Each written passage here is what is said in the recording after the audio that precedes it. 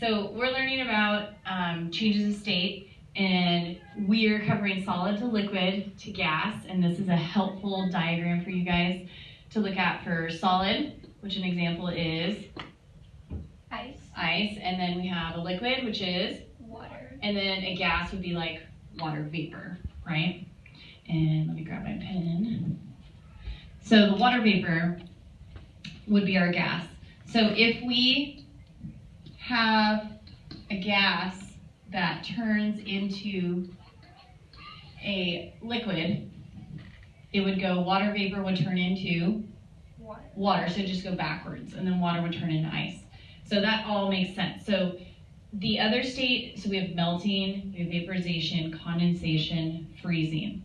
Okay, so we have energy that's taken in here from solid to a liquid, energy that's taken in from a liquid to a gas, and then if we lose energy, so the gas has a ton of energy, if we lose energy, it goes from a gas to a liquid, and then a liquid to a solid.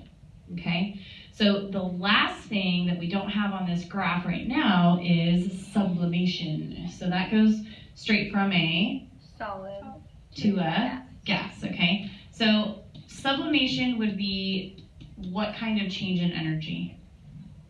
So increase, decrease, what happens to thermal energy? It increases? Yeah, so we would increase in thermal energy a lot, okay? So that it skips the liquid phase completely, okay? So what's an example of something that has sublimation? Dry ice. Dry ice, that's right. So do you guys know what dry ice is made of? Carbon dioxide. Okay, and it's solid. So let me go ahead and go get some so we can take a look at this.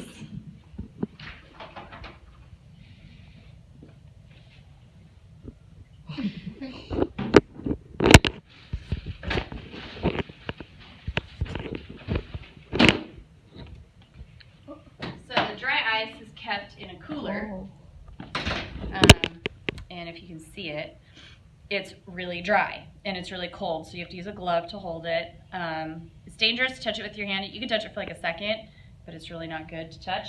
What's happening on the surface of this is instead of melting like ice would, so ice, a piece of regular ice, becomes wet on the surface, and dry ice stays dry on the surface. So you see how they're different? Okay. And so what we're going to do is we're going to put the dry ice into the water. Now when I put it in there, what does it look like is happening? It's bubbling or steaming, or it looks like vaporization. But what's actually happening here? Sublimation. So sublimation is what's actually happening. And the way that you know that this is carbon dioxide gas is because it's sinking instead of going up like regular steam would if you were boiling it. Okay? So what do you guys think will happen if I put food coloring into the water? Do you think the steam will change to green? No. Probably not, maybe. Maybe. Okay. So I just put green food coloring in. The water changed, but the steam did not. So what does that tell you about the steam? Does the steam have anything to do with the water? Probably not, right? Okay. Also, the steam, is the steam warm or cold? Cold. It's probably warmer than the ice, okay? So because it takes in energy, it has an increase in thermal energy here, okay? So what I'm going to do is I'm going to add some soap. And what do you think the soap's going to do? So you think the soap is going to involve the carbon dioxide and the water, or both, or one or the other? The water. Do you think that the soap's going to be the water? I think it will involve both. Involve both? And then what do you think is going to happen to the steam, maybe? Add soap. Bubbles. Lots of bubbles? Lots of bubbles? Bubbles. Okay. So put a little bit of soap in there and see what happens. And it's still bubbling, but the bubbles are not green. So what's inside of the bubbles, you think? If I pop them like that. Air? The carbon dioxide. So there's carbon dioxide probably in there. Okay. Do you guys see that? Mm-hmm. So inside of here is carbon dioxide, and it's still pretty dry. Okay.